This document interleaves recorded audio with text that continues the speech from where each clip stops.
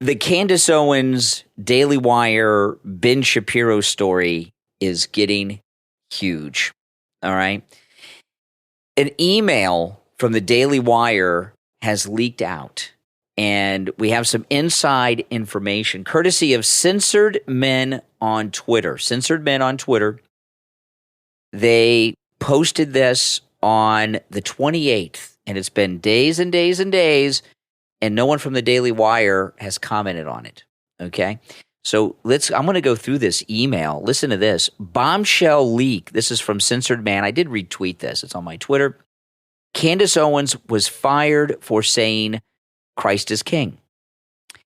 And, this. Oh, my gosh. Yeah. And this is amazing. Now, Censored Men on Twitter is the source of this. Okay. So what I'm reading here is what they posted on Twitter. So we were way off on that one. No. That's when we get through this, we'll find out that we were right on with it. 4 Daily Wire employees, all Christians, have approached me. That would be Censored Men on Twitter. Their identities will remain anonymous for safety reasons. Oh yeah, they'll be blown out next. And leaked information about an impromptu town hall that Jeremy Boring, CEO of the Daily Wire, hosted on the day of Candace Owens' firing.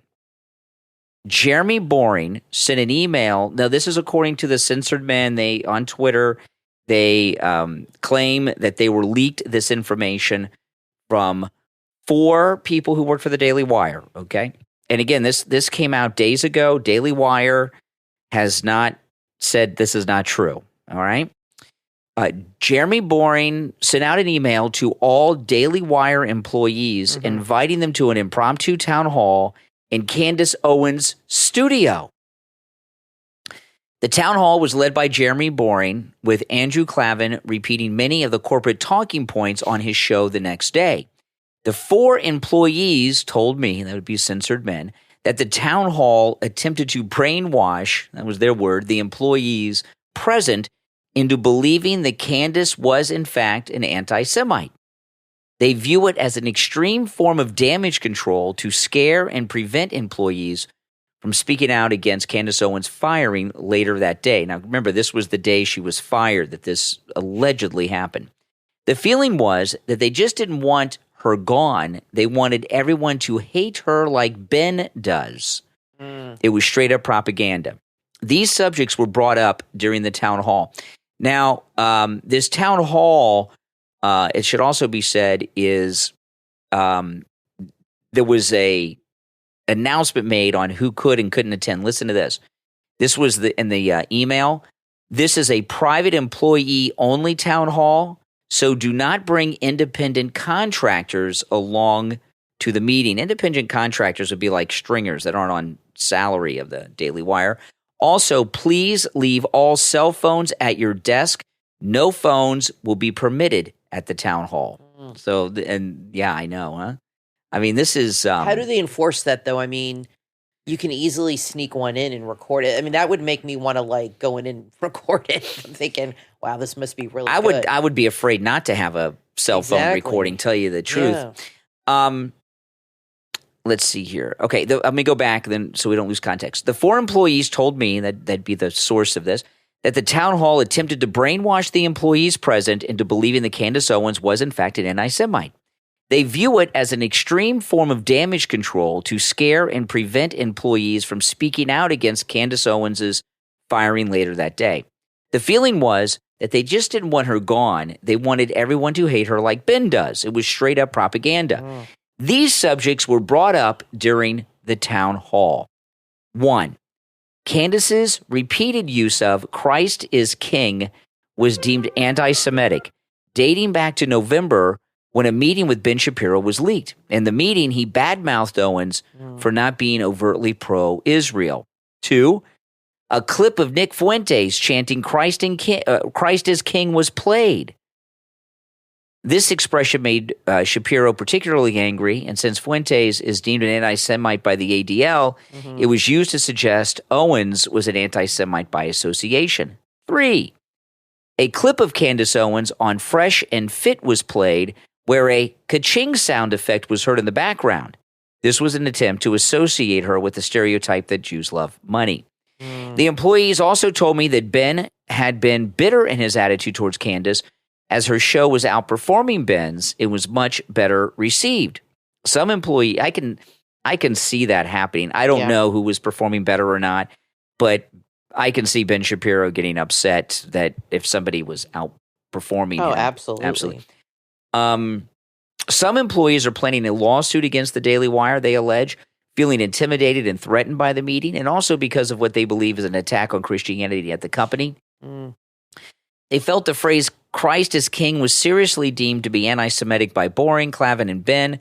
It was Candace's repeated use of the phrase, along with her not being overtly pro-Israel, that ultimately led to her firing. After hearing this, no Christian or anyone with genuine morals should have a Daily Wire subscription, so this is the people they want. They're trying to get people to quit. Then there's a comment here on Twitter of Candace Owens. It was very clarifying. This is Candace Owens. It was very clarifying for me to hear Jeremy say that he watches Nick's show often. It made a lot of things make sense. I guess that's when he did that. Twitter Spaces, I don't know. Okay. Here's the thing. This wave of influencers, Ben Shapiro, Candace Owens, Dave Rubin, all of them. I'll throw in Benny Johnson, all of them, okay? These are massive egos. Massive egos. Yeah, it seems like there's a war going on right now between these guys. Yeah, and when you have massive, very self-important people. Yes. I'm not saying these are not important people. All of them I mentioned, okay?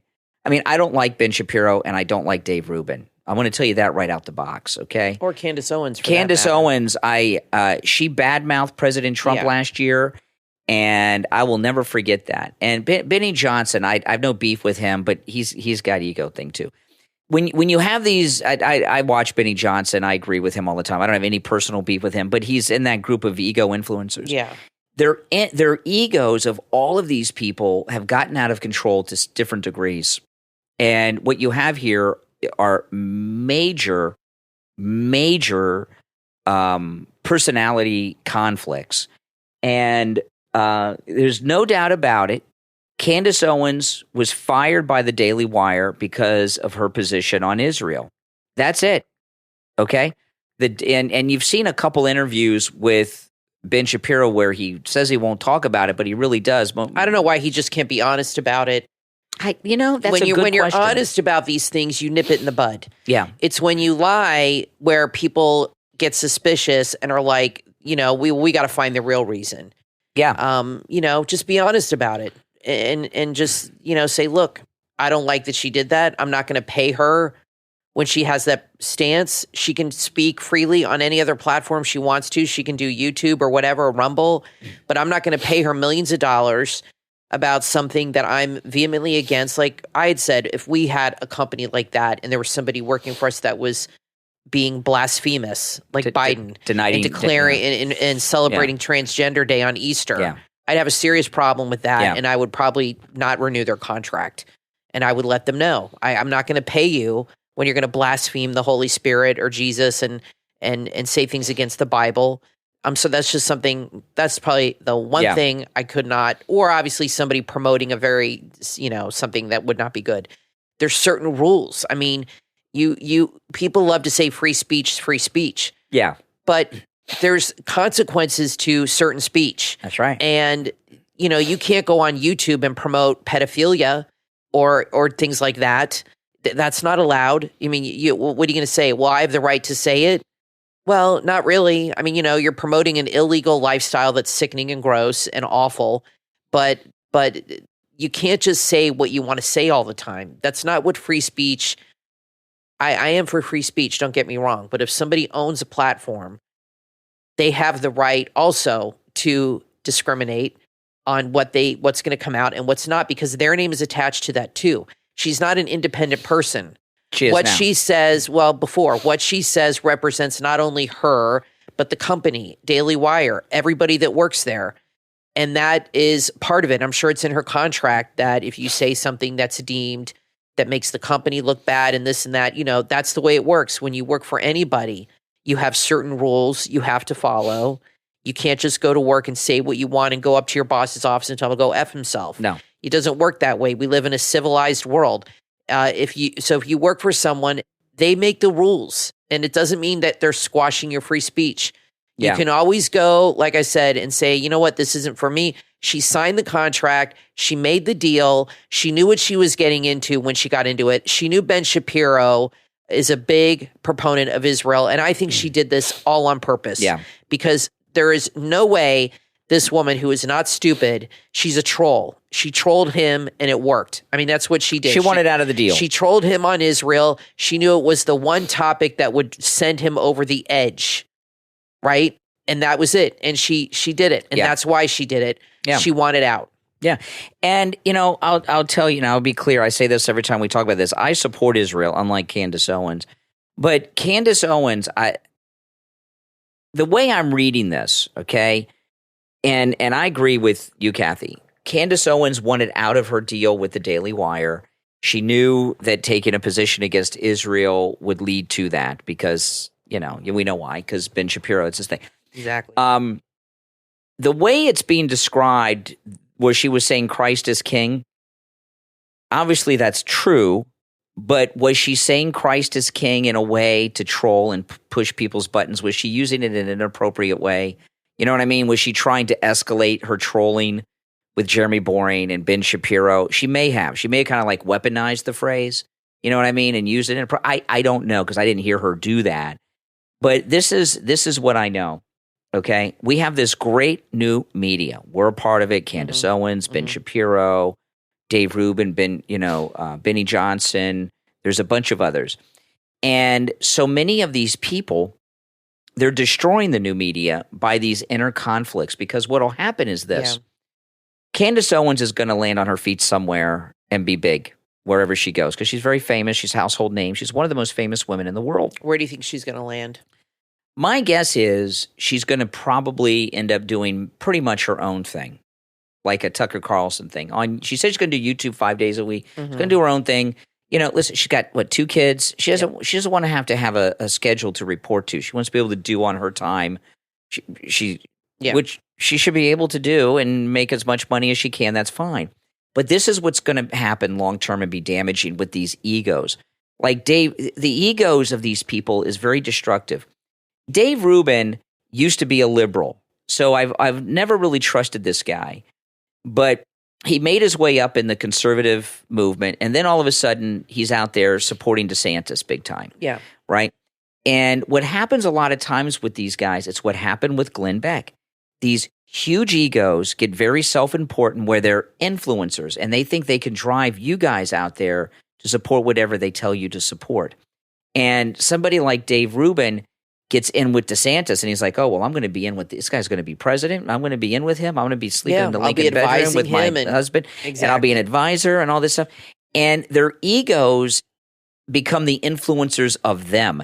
And now that we have these different egomaniacs doing their own thing now, Candace Owens, Ben Shapiro, some others, they're going to feel a need to take opposing positions. Like, there could be something that comes up that from a well, they're going to take sides. Well, yeah, like I give you an example. Where that's like very high school. Yeah, let me give you an example. There'll be an issue that comes up, and the conservative position will be this, but Candace Owens and Ben Shapiro will feel a need to take the opposite position from the other one on every issue because they hate each other now. Did they hire somebody else? Didn't you tell me Daily Wire?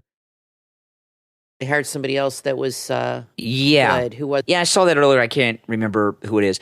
But anyway, we got this new media thing that's doing so well, and now these egos are going to take positions based on, well, Candace Owens takes this position. I'm Ben Shapiro. I hate her, so I'm going to take the opposite position, and vice versa. So, you know, this is just sucks what's going on here. This election year is not a year for egos to be influencing the way our new media operate, you know? Well, I think once Trump really ramps up his campaign and is doing more, this will fall to the wayside and it'll get old. Well, we don't have... And they'll be talking about Trump and the issues more. Now, but right now, there's not much else, I guess, for them to discuss. But there's plenty going on. I guess so, but they're making it too much about them. They're making it all about them. And in a year where the future of whether or not this country is going to survive is in the balance, we've got these egomaniacs messing around. Now, Biden today said that he had nothing to do and no knowledge of this Transgender Day of Visibility at the White House. That means somebody's tweeting on his behalf and he did not know. Of course. That they had done that. So what does that mean? Does that mean he doesn't support it? It means he's surrendered control of everything to other people that are radical, and they're doing things in his behalf, if what he's saying is true, and I believe it. They're doing things on his behalf that he is not aware of. And I'm sure he went through the roof when he saw that, because he knows that that's not going to go well with middle America, with everybody. Yeah, pretty much. But I think there are people. It shows you that there are people running the country, running him, that he has no clue who it is. He is not in charge. Somebody tweeted that, and he might not ever find out. I bet a lot of people have access to his Twitter account that tweet on his behalf. He might never find out.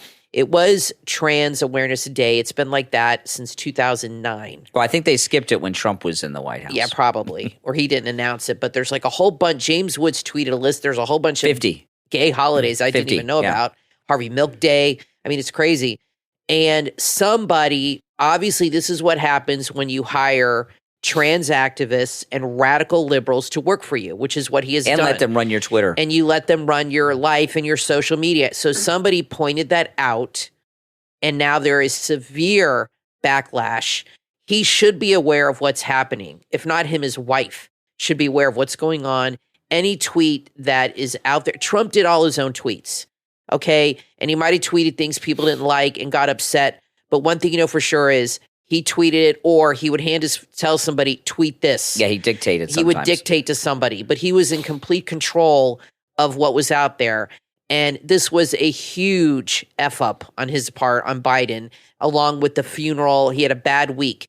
But let me tell you, people, it doesn't matter. He can blame whoever he wants and play stupid or ignorant. It does not matter. He ultimately is responsible. The buck stops with him. Well, I'm going to disagree a little bit here, Kathy. Slap in the face. This thing where I had no idea. I think the backlash around this country was so severe against this Transgender Visibility Day on Easter Sunday at the White House that the Bidens are like in a panic and they're trying to do damage control. Maybe.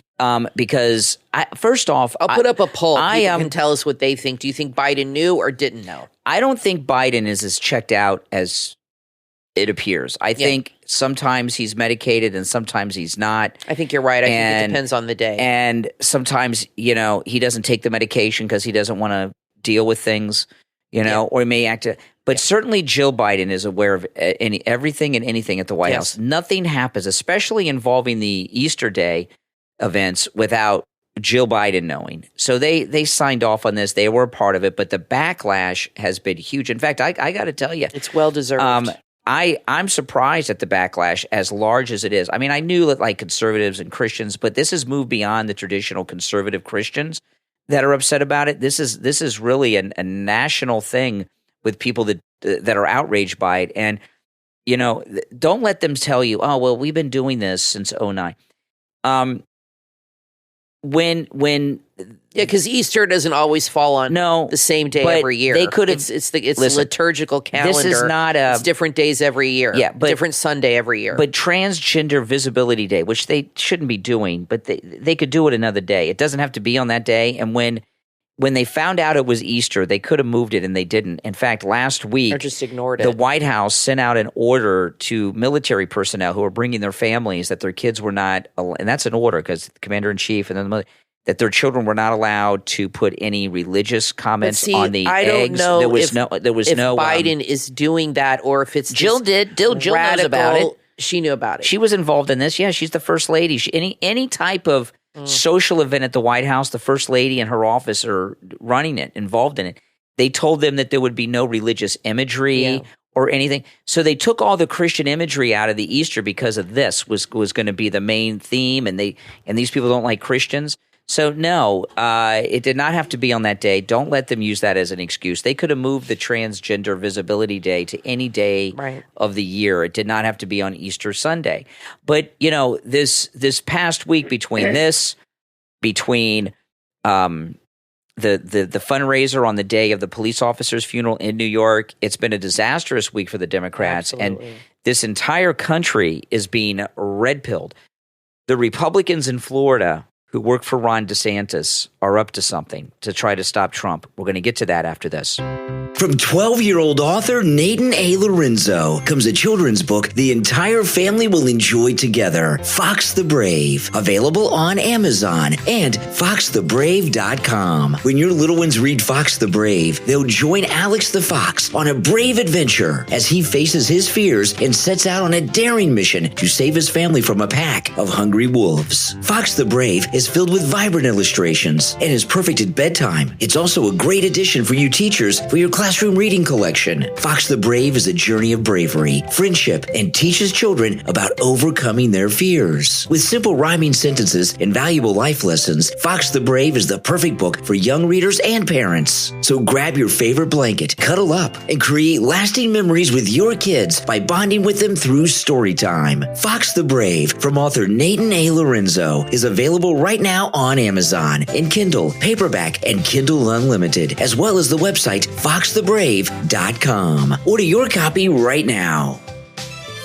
Do you feel lost and confused when it comes to your property insurance claim? Don't worry, you're not alone. You just need the right help and guidance. And that's what you will find in the book, Mastering Your Property Insurance Claim. Answers to your questions from author Sam Sharosh, PhD. Available on Amazon. As an insurance professional claim adjuster, author Sam Sharosh knows the ins and outs of the industry. In this must-read book, he addresses the questions the customers have asked him over the years and provides insights as well as practical guidance. From understanding complex insurance jargon to navigating the claim process, he breaks it all down in easy-to-understand language. It isn't just theory, it's hardcore real-world advice that will help you navigate the often confusing world of insurance claims. Don't be another statistic, and don't sign away your rights to a stranger who knocks on your front door. With Mastering Your Property Insurance Claim, you'll have the tools to confidently handle your claim and protect yourself from potential fraud. So whether you're facing your first insurance claim or you're a seasoned homeowner looking to take control of the process, Mastering Your Property Insurance Claim is the resource you've been looking for. Order your copy of Mastering Your Property Insurance Claim, Answers to Your Questions from author Sam Sharosh, PhD. Available on Amazon in Kindle, paperback, and hardcover edition. And take control of your insurance claim journey with confidence. From author J.M. Rock, the historian and economist featured on and hated by National Public Radio, comes the book Death by Socialism, available on Amazon. Picture 2030, a world without private property, self-ownership, or privacy. The World Economic Forum's vision may sound enticing, but in Death by Socialism, author J.M. Rock dismantles the illusions and reveals the true cost of leftism. Having infiltrated every corner of America, leftism has silently eroded the principles that built our nation. It's time to take a stand before it's too late. Our children's future depends on it. Decades after the fall of the Berlin Wall, socialism has resurfaced, threatening our very liberties. J.M. Rock's insightful perspectives have been featured on National Public Radio and challenges the narrative as well as exposes the risks that we are facing. Don't let the greatest threat to liberty define its terms. Order your copy of Death by Socialism, available on Amazon for just $17.76. Arm yourself with knowledge and safeguard our future. Death by Socialism from author J.M. Rock. Order now on Amazon and protect the ideals that make America great. Are tangled bed sheets giving you a headache? We'll say goodbye to linen chaos with the bedding box from Fabrigard. This innovative foldable storage solution will simplify your life and keep your bed sheets tidy and well organized. Without effort, you'll transform your messy linen closet into a stylish, clutter-free space with the bedding box. It's simple and modern. And guess what? Fabrigard is offering a special deal. Save 15% off, but for a limited time only. Don't miss out on this opportunity to revolutionize your linen storage. The bedding box also makes a great gift. Visit Fabrigard.shop. That's Fabri guard.shop. Fabrigard.shop and order your bedding box right now. Keeping the simple things simple. Fabrigard. Organizing made easy. Fabrigard.shop. You are listening to The Brian Craig Show podcast, broadcasting from sunny South Florida. Brian is joined by his wife and co-host, Kathy. Follow Brian on social media at briancraigshow.com. And now, Brian and Kathy. So the Florida Republicans are DeSantis Bush Republicans. This is something you guys got to understand. You know, Jeb Bush was our governor for 2 terms. So the Florida Republicans, even though it's a very red state, and when I talk about the Florida Republicans, I'm talking about the Florida state legislature. They're Bush people, okay? And if you remember, when DeSantis was talking about running against Trump, there was a law in Florida. You could not be the governor, the sitting governor, okay, and run for president. And the Florida legislature, which is Republican dominated and has been since 1998, they're Bush Republicans. They changed the law so that DeSantis could run against Trump and stay governor. Okay? Yeah, I remember that. So these are some hardcore Bush Republicans that run the state government in Florida. So the Bushes are still operating to try to cause problems for Trump. This is in Newsweek today. The Florida Supreme Court is expected to issue a ruling regarding a constitutional amendment that could see abortion rights put on the ballot in November. Now, I'm not going to go through the details of it because it's unimportant. There's no need to put anything on the ballot in November, okay? Roe v. Wade was overturned by President Trump's great Supreme Court picks. President Trump overturned Roe v. Wade. And that leaves it up to the states to make decisions. But the reason that they're trying to get abortion on the ballot is to try to get more Democrats to turn out to vote, radical Democrats, and they think if someone's going to vote in favor of abortion rights, they'll also vote Democrat. Now, Trump's going to win Florida. That's really slimy. Trump's going to win Florida, okay? Yeah. I'm not worried about that. But we have a lot of House seats that are up. Right. You know, we're like the 3rd most populated state. It's, you know, maybe the 2nd now. We're the 2nd or the 3rd most populated. We're either the 2nd or the 3rd most populated state. So we have a lot of House seats. And this could have a big impact on House seats. I'm not saying that abortion should never be on the ballot. But what you see these Bush Republicans do, or what Democrats do, a lot of times Democrats, to try to help them win in a state, they'll put drug legalization on the ballot because it'll turn out all the stoners and they'll vote in favor of legalizing drugs, and they expect that they'll also vote Democrat, right?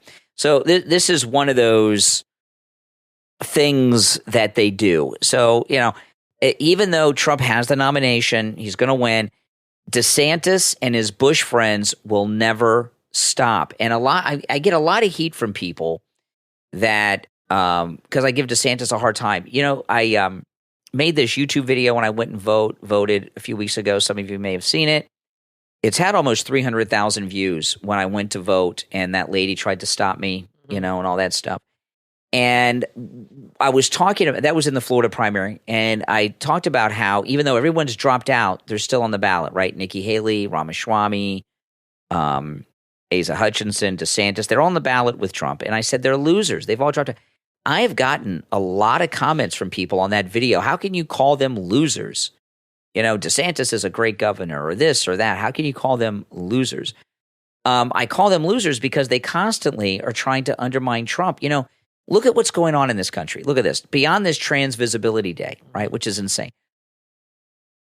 A week and a half ago, it was 10, 11, 12 days ago, a group of illegals were, and this did not just happen, this was organized. Military-age men rushed the southern border and attacked Texas National Guard soldiers in full uniforms. The soldiers were at the southern border. They beat the soldiers because the soldiers were outnumbered so much. They got through. They attacked the United States in an armed military-like formation. And really what that was a test. It was a test to see what the National Guard would do. Would they shoot, right? If they were attacked, would they shoot? And they found out, no, they won't. But they got in, and then they got arrested. A judge, which you know is a Democrat judge, just released those guys into the United States. After not only did they enter illegally, they entered illegally violently in an organized violent act and attacked National Guard soldiers. Right. And a judge just let them go. You know, and I mean, we could go on with example after example.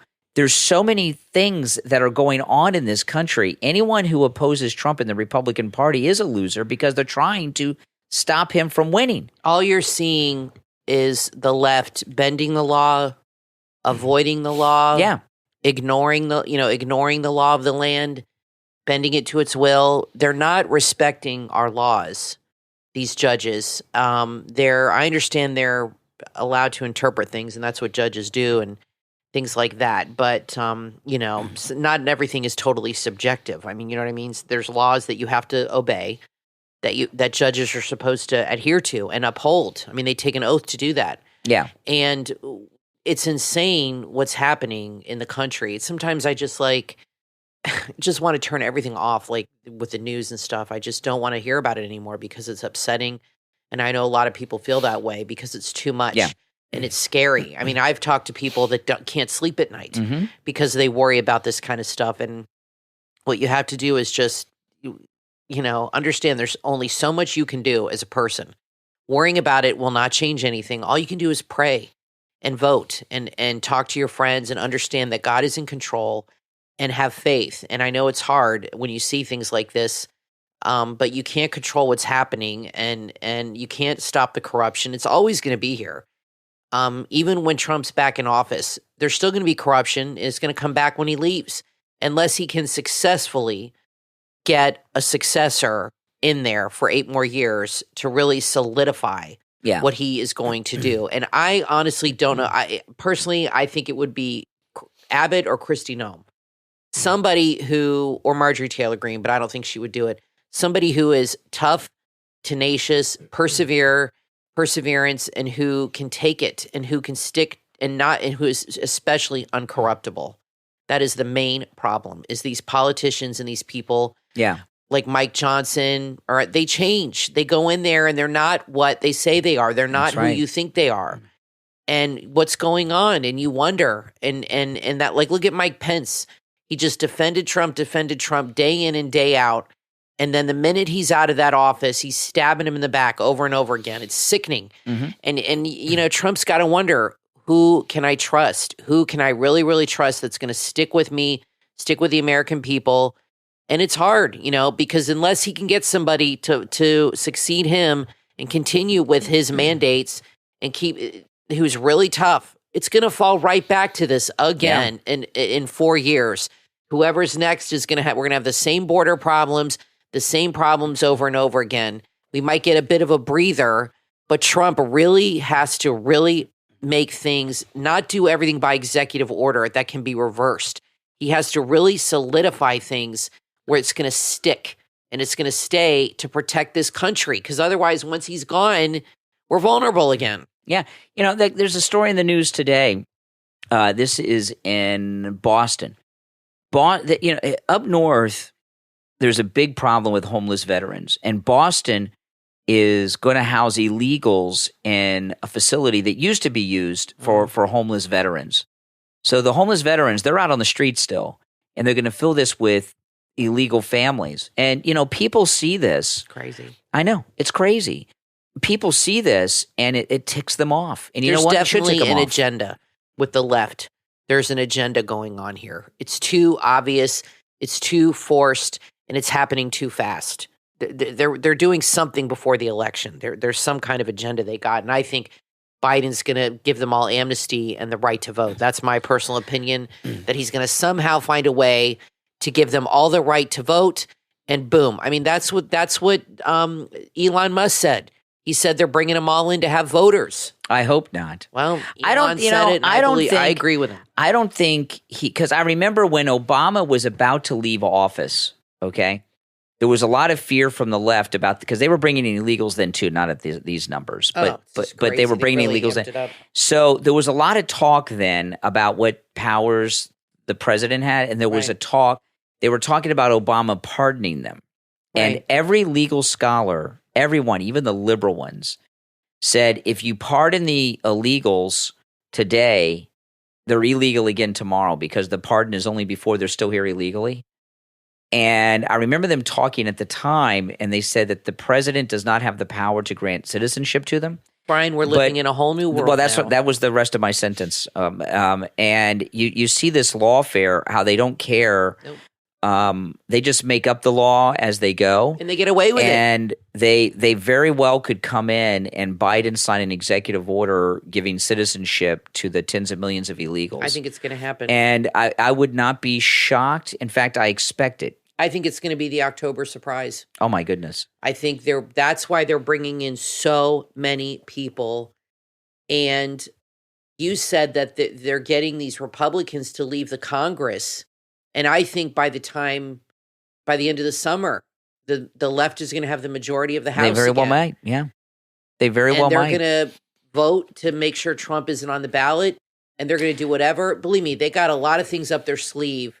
They're not just going to sit by and let this happen. They're not done, no. And it scares me what's going to happen if Trump does not win. No. We're screwed. Now, I want to tell you this on a lighter note, that there are huge deals right now going on at MyPillow.com site-wide.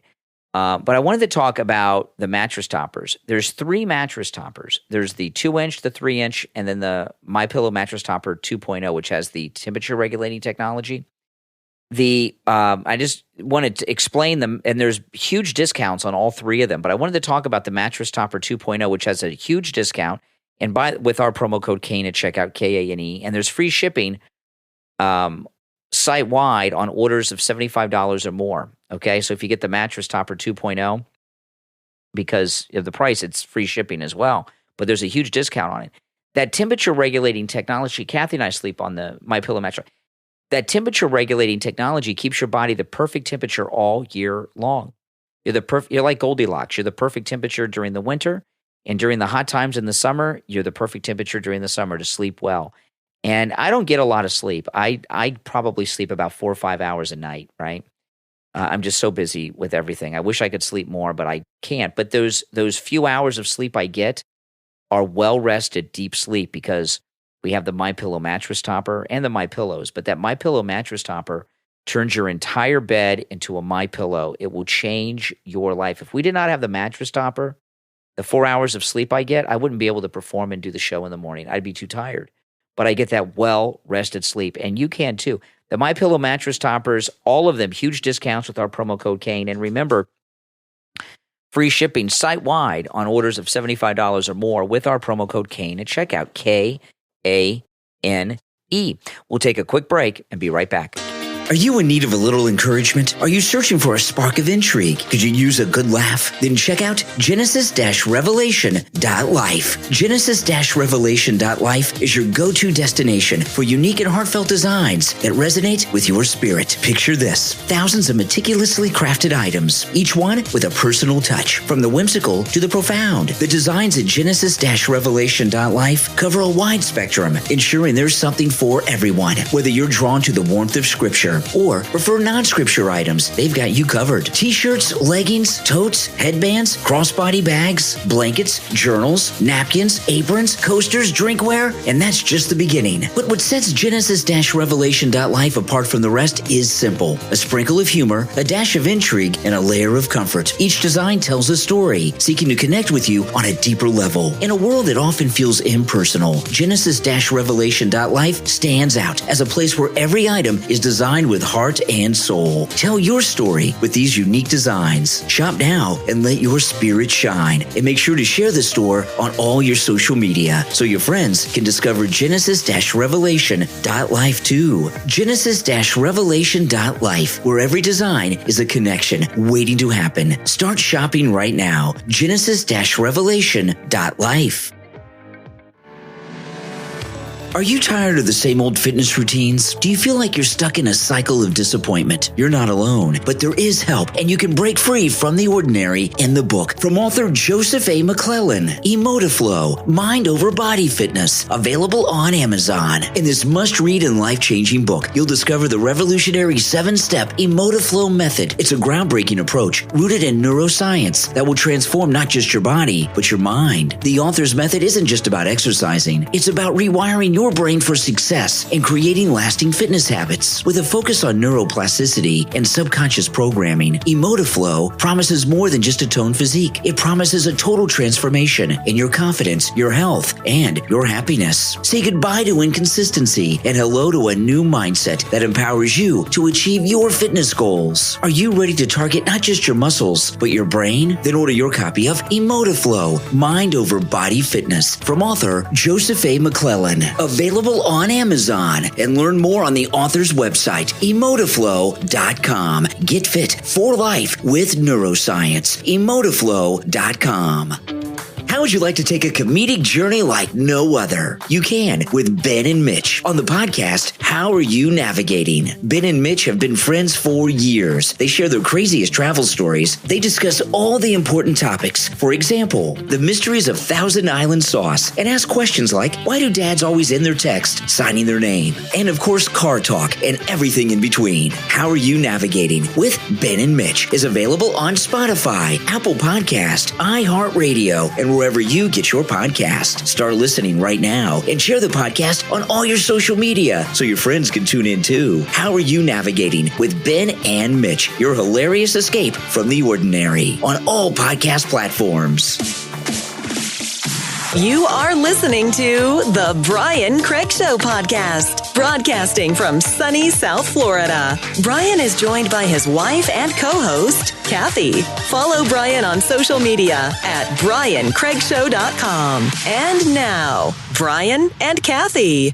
You gave me this story during the break, Kathy. This is in Breitbart. A migrant crime ring. Can't even say it. A migrant crime ring. And of course, migrant is code word for illegal. Mm-hmm. This is in Breitbart today. One of Michigan's wealthiest counties, which voted heavily for Joe Biden, has become the target of organized migrant gangs of home invaders, according to the local county sheriff. Oakland County Sheriff Michael Bouchard is warning residents that the gangs of illegals are targeting high-income homes, especially those who are out of town on spring break vacations, according to WXYZ TV Detroit. Now, you know, this is what Trump's talking about. There's the illegals, they're emptying out their jails and their prisons down there and sending them here. This is pretty scary stuff. This is not the first time back to the Breitbart article, this is not the first time the area has been beset by a spree of home invasions by migrants. A similar wave of break-ins occurred last spring in Bouchard's office. Then Bouchard, that's the sheriff's office, launched a special task force that netted several arrests. The sheriff warned homeowners to keep up their guard in a state Biden must win to earn a second term. People ask what community or what neighborhood. It's not community or neighborhood specific. It is targeting homes specific, very high-end homes with high worth values in the homes that back up to an obscure golf course, a wooded area, a pond, whatever gives them access to come and go without anybody seeing them. Oakland County is Michigan's fourth wealthiest county, according to the latest reports. Has a median household income of $93,000. The state's median household income is $68,000, so it's an upper neighborhood. Oakland also voted heavily in favor of Biden, where he won 56.36% of the vote last time around. Trump is going to have a rally in Grand Rapids this week. I'm sure he'll talk about it. You know, this crime wave that's been going on with illegals, that's another thing that has, I was reading an article today that said that Trump's immigration ideas that he's campaigning on are popular with not non-MAGA people. Do you think, though, liberals, I mean, remember in Annie Hall when when the maid was robbing from them and the liberal parents said, well, let her, she needs the money. I mean, do you think these rich liberals, I don't know. I mean, they're so kooky.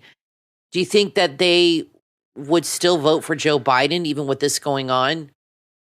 Some of them would. No, I don't think the liberals are okay with the crime from the illegals this time. Maybe in the past, but no. It'll be interesting to see. Well, the white liberal Democrats that you're talking about, that that group are all gone. There are not as many of them as there used to be. Things have just changed. I mean, people can get upset, but they might hate Trump so much or be so brainwashed that all the bad stuff that's happening, they will convince themselves it's still better than having Trump in the White House. I mean, the whole world's falling apart, the border, inflation, this and that. Yeah, but it's still better than Trump. I mean, that's how they think. Yes. I mean, my parents know people that are liberal, and that's how they think. He said there is no getting through to these people. They're lifelong Democrats. And these are older people. They've been Democrats since the 60s, since Kennedy. Yeah. And he said they don't realize it is not the same party at all. But you know what, though? I remember when I was younger, when, it was like in my 20s, we had these FDR Democrats. They're all dead.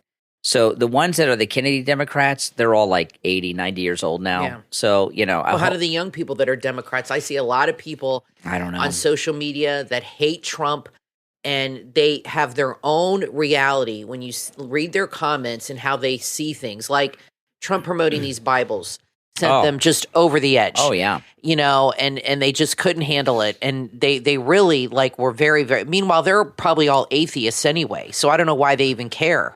If it doesn't bother us, but they try to push that Christians were really upset about this. And how can you be upset about somebody promoting the Bible? That I don't believe that Christians were upset about it. And by the way, this is a Bible that's been selling for years and years through Lee Greenwood, and Trump just promoted it for his friend. Oh, I didn't know that was it. I thought he just started that Bible, Lee Greenwood. No, I think it's been around for 3 or 4 years, this Bible. And there's some documents inside and our founding documents, for the country, Constitution, and stuff like stuff like that, which I think is interesting. But that's flipped them out as the church and state and all this stuff. Well, the church and state that's not the issue here. The government is not forcing you to believe something, which is what that's about. You don't have to buy the Bible if you don't want to. But what they're trying to do is make the connection with the founding fathers, and which were Christians, and how they set up the country, and how our laws and Constitution are biblically based. Yeah. And they're making that connection there.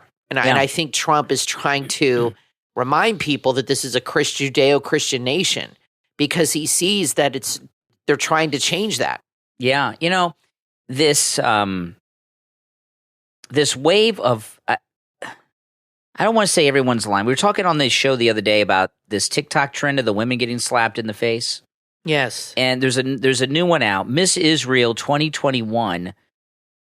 This was a little different though, okay? Because it involved more people. Miss Israel 2021 was accosted in New York City by a mob of 5,000. Over the weekend, Israeli model and former Miss Israel, Noah Kokova, was accosted by a mob of pro-Palestinian protesters in Times Square.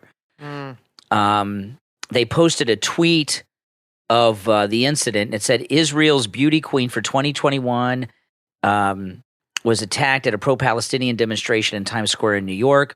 She and a group of friends began to sing Israeli songs after they encountered the protesters, sharing some of the moments on her Instagram, including the moment a Hamas cheerleader hit her in the face with a wooden pole. And this is all documented. There's actually video of it. So this one's for real. She said on Telegram, this is Miss Israel, they decided to hold an extreme protest here. We knew it was not safe. We were afraid, but we could not stop ourselves and wanted to show a bit ourselves. So she says, we were 10 Israelis against 5,000 lunatics, she said. What do you think about her going and interjecting into that situation? I'll tell you in a minute. Let me finish with that, and I'll tell you why. This is what she said. She says, I was just standing there, and my Star of David necklace peeked through my shirt. The difference is that we are people of reason. They're people of violence. With what logic do they demonstrate for peace with violence? Then, she talked about the attack. So they saw her Star of David in attack. So she wasn't there doing a counter protest, at least not yet. Here's the thing, okay? There's been a big change in this country. You used to be able to have demonstrations where you had opposing sides at events, where you would have liberals on one side and conservatives on the other. You can't do that anymore because the liberals are out of control.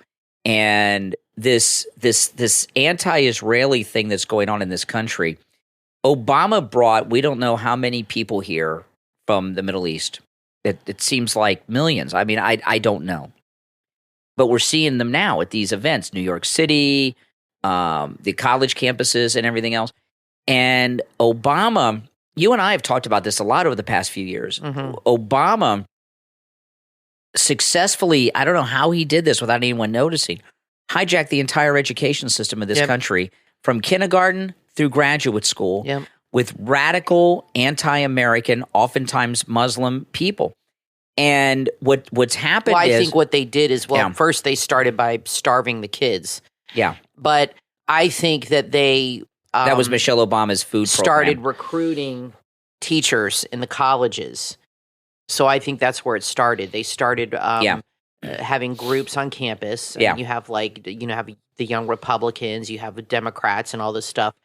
And I think they started going into these groups, and probably still do to this day, and tell them you need to become an education major, and you need to, this is a way to get the message out. So they might go to the LGBTQ group on campus and switch your major. Tell them you need to become an education major. You need to teach elementary school. Drop women's studies. Yeah, this is what you need to do to help us, studies. To help LGBTQ and all this stuff. I mean, there was activism around when I was in college. I told you, I remember this girl in my sorority.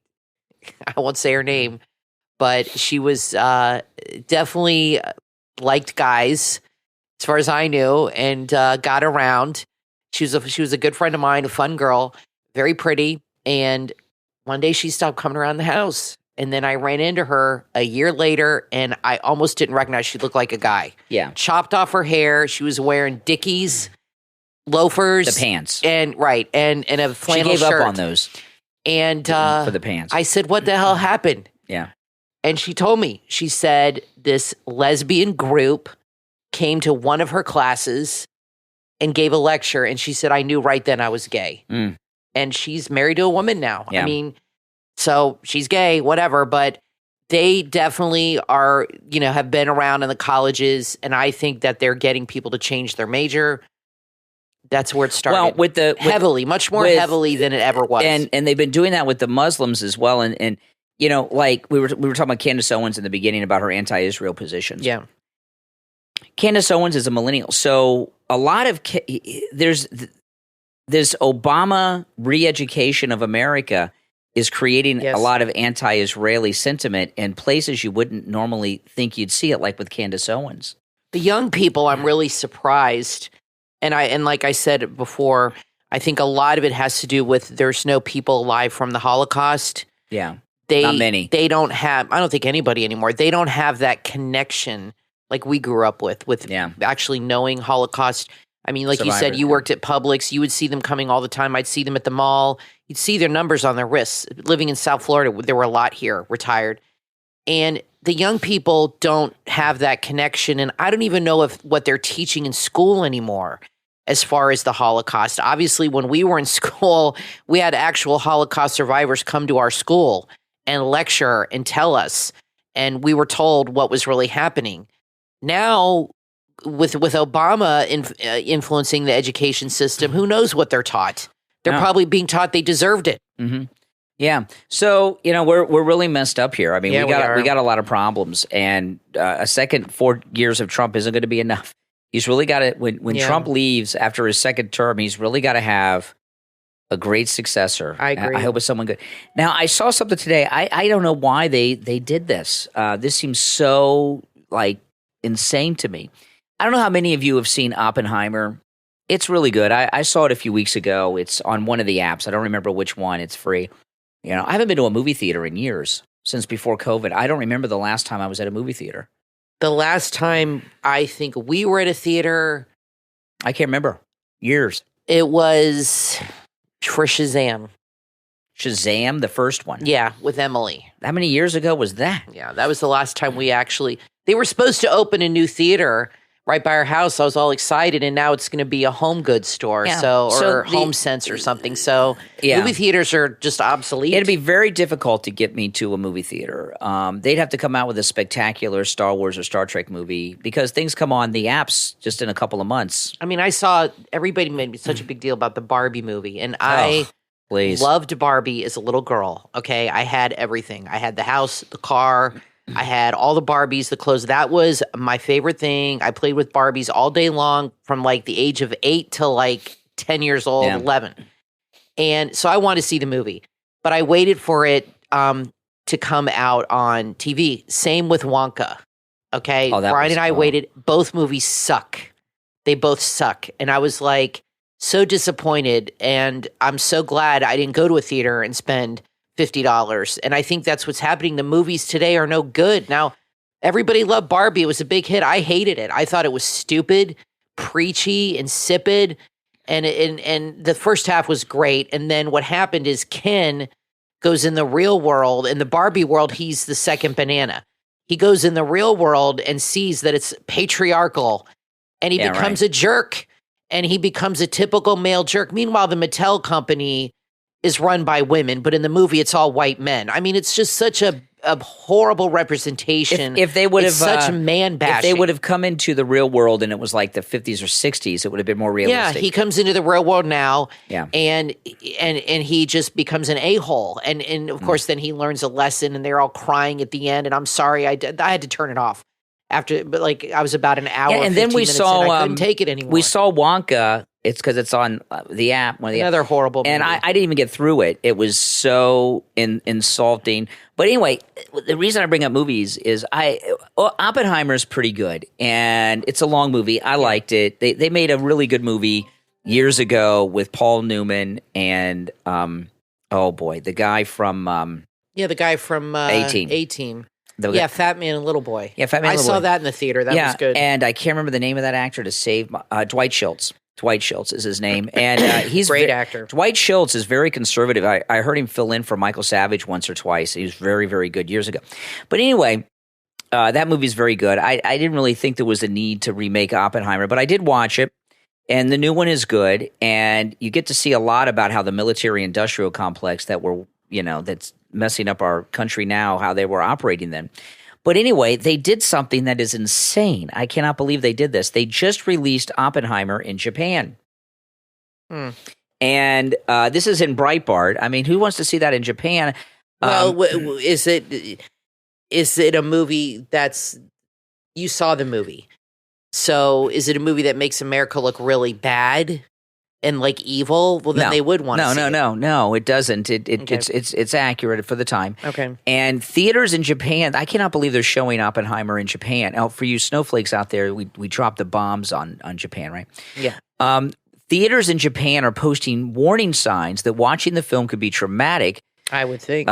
Since it references the bombings of Hiroshima and Nagasaki. I mean, why would they do that? That's pretty. That's pretty bold. I didn't see the movie, so would it be triggering? I mean, they know what happened. Yeah, no, because they know what happened. It's not a secret. No. They have to detail why we're doing it and how violent. The Japanese were like Al Qaeda and ISIS. They were chopping off the heads of our. They get into all that stuff. Well, not ISIS and Al Qaeda. They didn't exist back then. But it talks about. But they were chopping off the heads of our soldiers and stuff. I mean, it was terrible what they were doing. And if you want to know about the Japanese in World War II, there's a book that is. I had to read this in college. It's very disturbing. The Rape of Nanjing, which is the most disturbing book, and it's all a true story that I've ever read in my life about what the Japanese did to the Chinese in Nanjing, the Rape of Nanjing.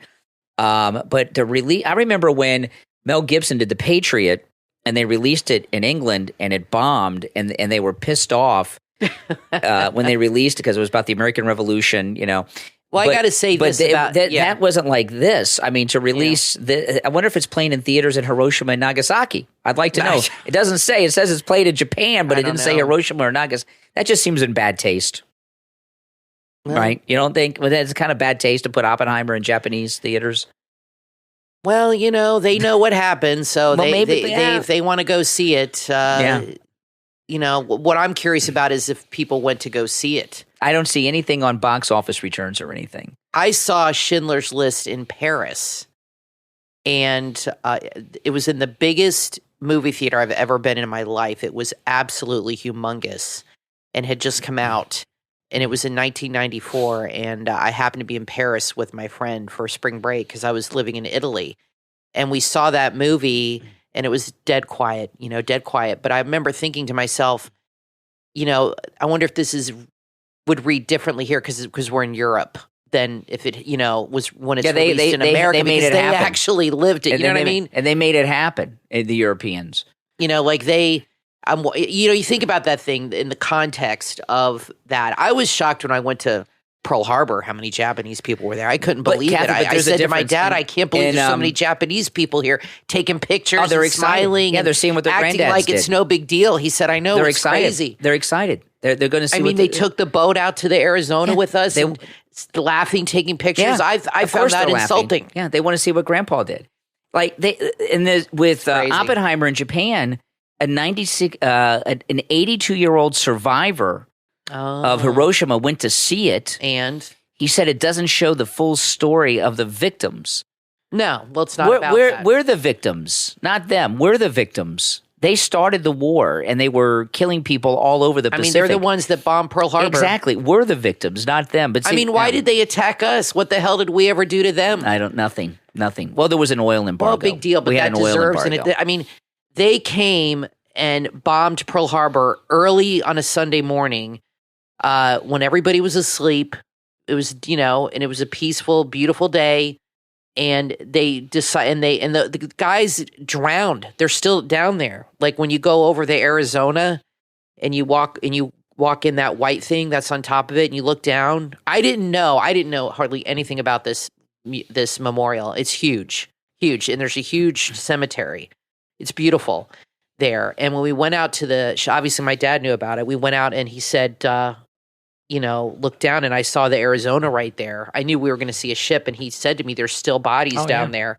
He said there are men that couldn't get out, and this is their grave. Mm-hmm. And it's like, and then you see the kamikaze bombs. They have them there, and the ones that they have like replicas, and you can look inside, and they're very tiny, very, very tiny. And they would, put in the smallest men to fit. You have to be like almost a midget to get in these things. They were so small. And then they explained to you how they would go in them and just, sacrifice themselves. But it's just nuts. So I don't know. I remember you and I saw, when we saw that movie, the Normandy movie with Matt, the Saving Private Ryan. Oh, yeah. And we saw that in the theater, and there were still World War II veterans alive. Oh, yeah. Like in their 80s, and they were bawling. Yeah. It was really sad. You could see the men. So who knows how they'd react if they'd get triggered. So what if they get triggered? We see movies that trigger us, that upset. That's okay. Why is it getting triggered such a bad thing? You're not allowed to get upset anymore, or I wouldn't let something bother you anymore. I probably wouldn't show that there. Now I want to take a moment I don't think it's a big deal. to thank our Patreon supporters. Thank you so much, everyone. And if you'd like to support the show by becoming a Patreon supporter, there's a link in the description of this episode. And there are perks and benefits, including Patreon supporters have access to commercial-free editions of all of our podcast episodes. And our top Patreon supporters get a live on-air thank you shout-out on each and every episode. So the names you'll hear now are our top Patreon supporters. I want to thank Andrew and Connie, Christine, ETW, Chuck, D, Pamela, Rick, Nick, Wesley, Macho, Mike P, Carlos, Paulette, John, ActicFox, Heather, David, Maria in Texas, Richard, Alice, K-Mac, LeeZep, Shawna, Constance, George, and Brandon. These are our top Patreon supporters. And again, if you'd like to become a Patreon supporter, it's a great way to support the show. There's a link in the description of this and every episode. Well, everyone, thanks for tuning in. I'm Brian Craig, always joined by my wife, Amy.